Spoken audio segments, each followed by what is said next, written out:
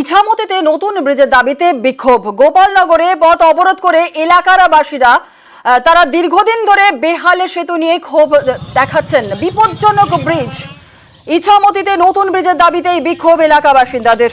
কতদিন ধরে বেহাল দশা হয়ে রয়েছে এই ব্রিজের এবং এলাকার বাসিন্দারাই বা কি বলছেন আপডেট নেব। কিন্তু আজ যে ছবি আমরা আপনাদের দেখাচ্ছি ইছামতিতে নতুন ব্রিজের দাবিতে এলাকার বাসিন্দারা তারা সকাল থেকেই বিক্ষোভ দেখাচ্ছেন। দেখছেন সেই ছবি, বিপদজনকভাবে অবস্থা হয়ে রয়েছে এই ব্রিজের। আর এই নিয়েই বিক্ষোভ দেখাতে শুরু করেন আজ সকাল থেকে এলাকার বাসিন্দারা। অনিরুদ্ধ কীর্তনী আমাদের প্রতিনিধি, সরাসরি চলে যাবো অনিরুদ্ধর কাছে। অনিরুদ্ধ, যে ছবি আমরা দেখলাম সকাল থেকে গ্রামবাসী এলাকার বাসিন্দারা যারা রয়েছেন তারা অবরোধ করছেন, কতদিন ধরে এই সমস্যার মধ্যে রয়েছেন তারা? বিপদজনক ব্রিজ যে ছিল এটা কি ঘোষণা করা হয়েছিল আগে থেকে?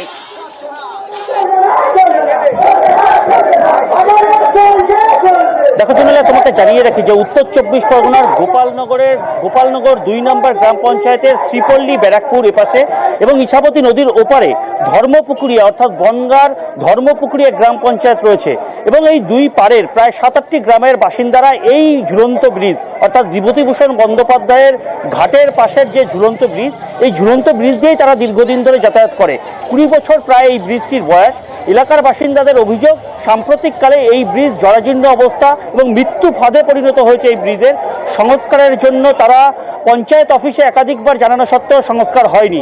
আজ গ্রামের বাসিন্দারা এই টালিখোলা সিন্দানি সড়ক অবরোধ করেছে।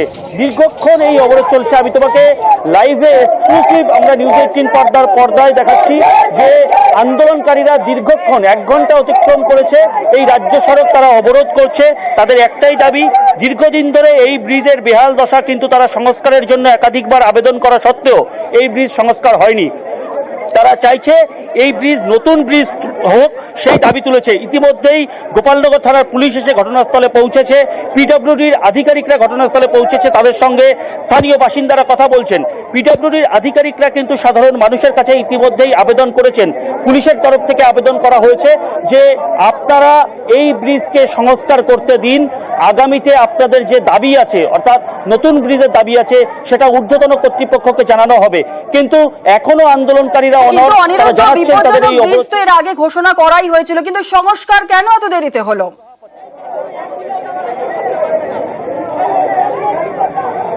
একদমই তোমাকে জানিয়ে রাখি যে এই ব্রিজের যেহেতু 20 বছরের উপরে বয়স হয়ে গিয়েছে এবং এই ব্রিজকে বিপজ্জনক বলে সেখান থেকে কোনো রকম রিক্সা, টোটো, এমনকি ব্রিজের গায়ে হেলান দিতেও নিষেধ করা হয়েছে। এখানে রীতিমতন পিডব্লিউডির তরফ থেকে বোর্ড টানানো হয়েছে। কিন্তু সাধারণ মানুষের দাবি, এই ব্রিজ না থাকলে স্কুল, কলেজ, হাসপাতালে যেতে তাদের প্রায় 8 থেকে 10 কিলোমিটার পথ ঘুরে যেতে হবে।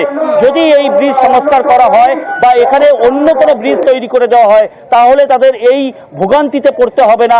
সেই দাবি তারা পঞ্চায়েতের কাছে রেখেছিল এবং আগে যে সমস্ত ঊর্ধ্বতন কর্তৃপক্ষ এখানে এসেছিল তাদের কাছে রেখেছিল। দীর্ঘক্ষণ ধরে তাদের এই অবরোধ চলছে। তারা এখনো তাদের অবস্থানে অনড় যে এই ব্রিজ যতক্ষণ না পর্যন্ত নতুন ব্রিজের দাবি তারা মানছেন, অর্থাৎ পিডব্লিউডির তরফ থেকে তাদের কাছে কোনো রকম আশ্বাস দেওয়া হচ্ছে, ততক্ষণ তাদের এই অবরোধ চলবে। জুনেলা, তোমাকে আবারও জানিয়ে রাখি যে 1 ঘন্টা অতিক্রম করেছে, গোপালনগর থানার পুলিশ এসছে, একাধিকবার এই অবরোধ তুলবার চেষ্টা করেছে, পিডব্লিউডির আধিকারিকরা এসছে, কিন্তু কোন রকম অবরোধ ওঠানোর দাবি তারা এখনো অনড়। যে তারা বলছেন যতক্ষণ না পর্যন্ত তাদের দাবি মানা হবে ততক্ষণ এই অবরোধ চলবে। জুনেলা, একেবারে অনুরোধ আরেকটুখানি, তোমার সামনাসামনি অনেক এলাকার বাসিন্দারা যারা রয়েছেন, যারা একেবারে সেই ছবি আমরা দেখলাম। ইছামতিতে নতুন ব্রিজের দাবিতে বিক্ষোভ, গোপালনগরে পথ অবরোধ করেছেন এলাকা বাসিন্দারা। সকাল থেকে দীর্ঘদিন ধরে বেহাল সেতু নিয়ে তারা ক্ষোভ উগরে দিয়েছেন।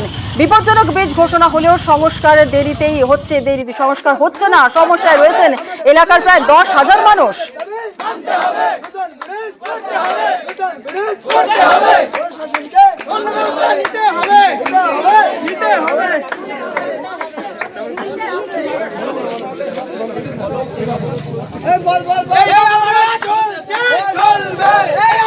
যে আপাতত ইঞ্জিনিয়ার সাহেব যে কথা বলেছেন যে আমাদের অস্থায়ীভাবে ব্রিজটা যে অন্তত খারাপ আছে সেটা ইমিডিয়েটলি সারাই করে দেবেন ওনারা।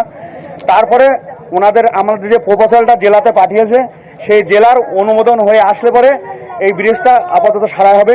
আমি প্রশাসনের কাছে অনুরোধ রেখেছি যে দুটো গোপালনগর থানা, যেহেতু বনগাঁ থানার আন্ডারে, আমরা 2 থানার আন্ডারে 2টো সিভিক পুলিশ দিয়ে যান নিয়ন্ত্রণ, যে ব্রিজের লোড ক্যাপাসিটি সত্যি আমরাও জানতে পারছি খারাপ অবস্থা, কিন্তু তার একটা সীমিত এবং চাষিদের স্বার্থে একটা সীমিত লোড নিয়ে যাতে বাজারঘাট করতে পারে বা চলাফেরা করতে পারে, সেই দায়িত্বটা আমরাও প্রশাসনের সঙ্গে কিছু যারা নেতৃত্বাধীন আছি তারা দায়িত্ব নিয়ে আমরাও তাদের সঙ্গে সহযোগিতা করব।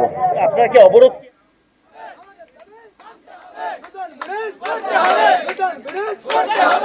আজ সকাল 10টার মধ্যেই সিটকে নির্দেশ দেওয়া হয়েছিল যে সমস্ত নথি হস্তান্তর করতে হবে সিবিআইকে।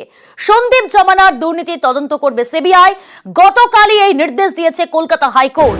আরজি করে আর্থিক দুর্নীতি তদন্ত করবে সিবিআই, আর সিবিআইকে নথি হস্তান্তর সিটের। এ বিষয়ে আরো বিস্তারিত জানার চেষ্টা করব। আমাদের সঙ্গে রয়েছে আমাদের প্রতিনিধি রৌনক। রৌনক, সিটের আজকে কিন্তু সিটকে নির্দেশ দেওয়া হয়েছিল সিবিআইকে এই নথি হস্তান্তর করার জন্য। হস্তান্তর কি করা হয়েছে সিবিআইকে? এবং একই সঙ্গে জানতে চাইবো যে আজ নবম দিনেও দেখা গেল সিজিওতে সন্দীপ ঘোষকে, আজও তাকে জিজ্ঞাসাবাদ করা হবে। আজ কোন কোন প্রশ্নের মুখোমুখি হতে হবে সন্দীপ ঘোষকে, এই বিষয়ে কি জানা যাচ্ছে?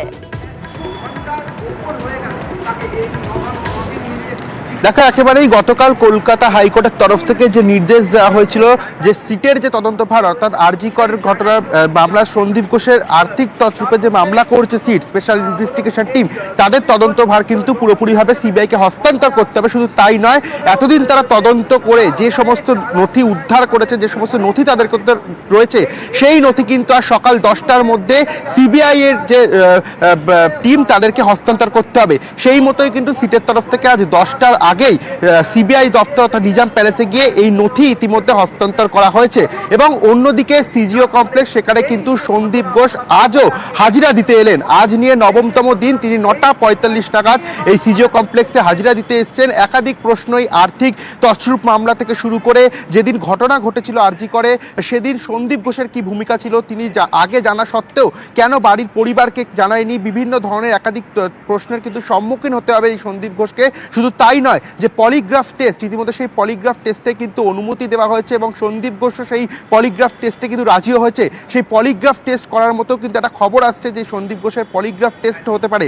অর্থাৎ একদিকে যেমন সিটের তরফ থেকে সমস্ত নথি, অর্থাৎ সন্দীপ ঘোষের যে আর্থিক তছরূপ মামলা সংক্রান্ত নথি ইতিমধ্যে সিবিআইকে হস্তান্তর করা হয়েছে, অন্যদিকে আজ 9তম দিনের জন্য কিন্তু সন্দীপ ঘোষ এই সিবিআই দপ্তরে এসেছে হাজিরা দিতে এবং তাকে কিন্তু আর কিছুক্ষণের মধ্যেই জিজ্ঞাসাবাদ শুরু হবে। এটি একটি বিষয়। এবং আরেকটি বিষয়, সেটা হচ্ছে পলিগ্রাফ টেস্ট। সেই পলিগ্রাফ টেস্টও কিন্তু সন্দীপ ঘোষের করা হতে পারে। প্রিয়াঙ্কা, বেশ।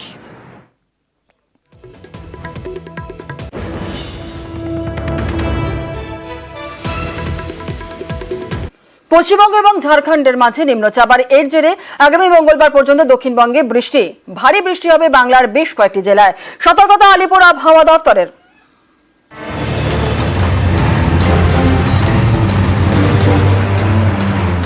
মেঘলা আকাশ, সকাল থেকে কখনো ঝিরঝিরি কখনো অঝোরে বৃষ্টি।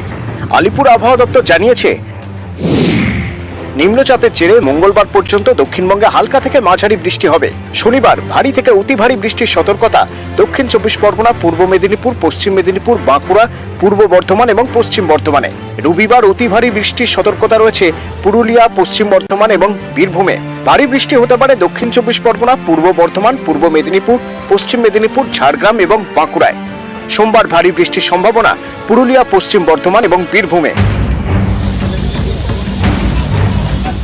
দুর্যোগের আশঙ্কায় রবিবার পর্যন্ত মৎস্যজীবীদের সমুদ্রে যেতে নিষেধ করা হয়েছে। আগামী 3-4 দিনে পশ্চিমবঙ্গে সর্বত্রই হালকা থেকে মাঝারি বৃষ্টিপাত হবে, তার সঙ্গে ভারী থেকে অতি ভারী বৃষ্টিপাতেরও সম্ভাবনা আছে কতগুলো জেলাতে। এবং আগামী 24 ঘন্টায় আমাদের সাউথ 24 পরগনা আর ইস্ট মেদিনীপুর, এই দুটো জেলাতে ভারী থেকে অতি ভারী। উত্তর 24 পরগনার, পশ্চিম মেদিনীপুর, ঝাড়গ্রাম, পুরুলিয়া, বাঁকুড়া, পূর্ব পশ্চিম বর্ধমান, কলকাতা, হাওড়া, হুগলি, এই জেলাগুলোর মধ্যে এক জায়গা থেকে ভারী বৃষ্টিপাতের সম্ভাবনা আছে 1-2 জায়গায়। গত কয়েকদিন ধরেই বৃষ্টি হচ্ছে ঝাড়খণ্ডে। এর জেরে পশ্চিমবঙ্গে মাইথন এবং পাঞ্চেত বাঁধ টইটম্বুর। এর সঙ্গে নিম্নচাপে বৃষ্টি হচ্ছে ঝাড়খণ্ডে। ভিজছে দক্ষিণবঙ্গ। অনেকের আশঙ্কা বৃষ্টি এভাবে হলে বিপদ বাড়বে, জল ছাড়বে মাইথন এবং পাঞ্চেত, ভাসবে বিভিন্ন জেলা। দফায় দফায় বৃষ্টিতে ইতিমধ্যেই বারাসাত, আসানসোল সহ বিভিন্ন জায়গায় জমেছে জল। নিউজ 18 বাংলা। নবান্ন অভিযানে বাড়তি সতর্কতা প্রশাসনের। নবান্ন অভিযানে আইন শৃঙ্খলায় বাড়তি নজর। জেলা থেকে পুলিশ অফিসারদের তলব প্রশাসনের। 2000-এরও বেশি পুলিশ কর্মী মোতায়েন। কি নজর রাখা হচ্ছে, কতটা বাড়তি সতর্কতা নিচ্ছে রাজ্য, জানবো। সোমরাজ রয়েছে। সোমরাজ, দেখো 27 তারিখে যে নবান্ন অভিযানের ডাক দেওয়া হয়েছে, সেই নবান্ন অভিযানকে সামনে রেখে রাজ্য পুলিশ আইন শৃঙ্খলায় বাড়তি সতর্ক। যেটা নবান্ন সূত্রে খবর, এখনো পর্যন্ত 2000-এরও বেশি পুলিশ কর্মী মোতায়েন করার সিদ্ধান্ত নেওয়া হয়েছে। বিভিন্ন জেলা থেকে পুলিশকে ডাকা হচ্ছে, বিশেষ করে এসআই, কনস্টেবল, র্যাফের পদমর্যাদার মতো পুলিশদের ডাকা হচ্ছে এই নবান্ন অভিযানের আইন শৃঙ্খলাকে সামলানোর জন্য। 2000-এরও বেশি পুলিশ কর্মী মোতায়েন করার পাশাপাশি, যেটা এখনো পর্যন্ত সূত্র মারফত জানা যাচ্ছে, এই নবান্ন অভিযানের জন্য মোট 13 জন এসপি পদমর্যাদা র্যাঙ্কের আইপিএস অফিসার, পাশাপাশি 15 জন অ্যাডিশনাল এসপি পদমর্যাদার আইপিএস অফিসার, 21 জন ডেপুটি এসপি বা অ্যাসিস্ট্যান্ট কমিশনার র্যাঙ্কের অফিসার মোতায়েন করা হচ্ছে। এছাড়াও 26 জন ইন্সপেক্টর র্যাঙ্কের অফিসারও মোতায়েন থাকবে এই 27 তারিখের নবান্ন অভিযানকে সামনে রেখে। ইতিমধ্যে রাজ্য পুলিশের এডিজি আইন শৃঙ্খলা মনোজ বর্মা তিনি এই নির্দেশ পাঠিয়েছেন বিভিন্ন জেলায় যাতে দ্রুত আগামী 26 তারিখের মধ্যেই এই পর্যাপ্ত পুলিশ হাওড়ায় চলে আসে এবং গোটা পুলিশ বাহিনী কিন্তু হাওড়ার পুলিশ কমিশনারের নেতৃত্বে আইন শৃঙ্খলা পরিস্থিতি সামাল দেবে, তেমনটাই রাজ্য পুলিশের এডিজি আইন শৃঙ্খলা নির্দেশ দিয়েছেন বলেই সূত্র মারফত জানা যাচ্ছে। বেশ, ধন্যবাদ সোমরাজ।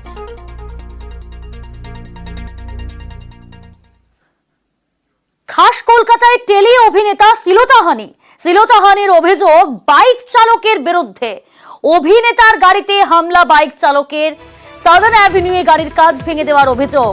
টালিগঞ্জ থানায় অভিযোগে গ্রেফতার করা হয়েছে অভিযুক্তকে। অভিনেতার বিরুদ্ধে অভিযোগ, ধৃতেরও। রৌনক রয়েছে। রৌনক, অভিনেতার বিরুদ্ধে অভিযোগ ধৃতের, কি অভিযোগ ধৃতের? এবং একই সঙ্গে জানতে চাইবো যে তাকে ইতিমধ্যে গ্রেফতার করা হয়েছে, অভিনেতার অভিযোগের ভিত্তিতে পুলিশ গ্রেফতার করেছে, তাকে কখন আদালতে পেশ করা হবে?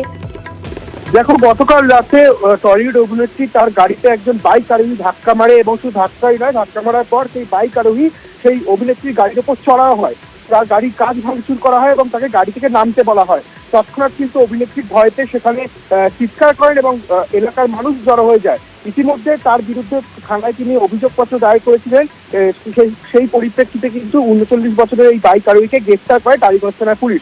অপরদিকে আবার বাইক আরোহীর সেই অভিনেত্রীর বিরুদ্ধে থানায় কিন্তু লিখিত অভিযোগপত্র দায়ের করেছেন এবং সেই বাইক আরোহীর অভিযোগ, সেই অভিনেত্রী নাকি গাড়ি চালিয়ে তাকে ধাক্কা মেরে পালিয়ে যাওয়ার চেষ্টা করেছিল, সেই কারণেই গিয়ে তিনি অভিনেত্রীকে দাঁড় করিয়েছিলেন। অর্থাৎ একদিকে যেমন গ্রেফতার করা হয়েছে বাইক আরোহীকে এবং অন্যদিকে অভিনেত্রীর বিরুদ্ধেও কিন্তু টালিগঞ্জ থানায় ইতিমধ্যে লিখিত অভিযোগ দায়ের করেছে এই বাইক আরোহী।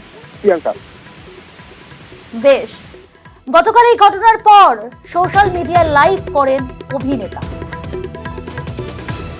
আমরা এত কিছু প্রোটেস্ট করছি, এত কিছু চলছে, তার মধ্যেও একটি মেয়ের মিনিমাম নিরাপত্তা বোধহয় আজকের ডেটে আমাদের এখানে নেই এবং আমি সেই কারণেই এলাম।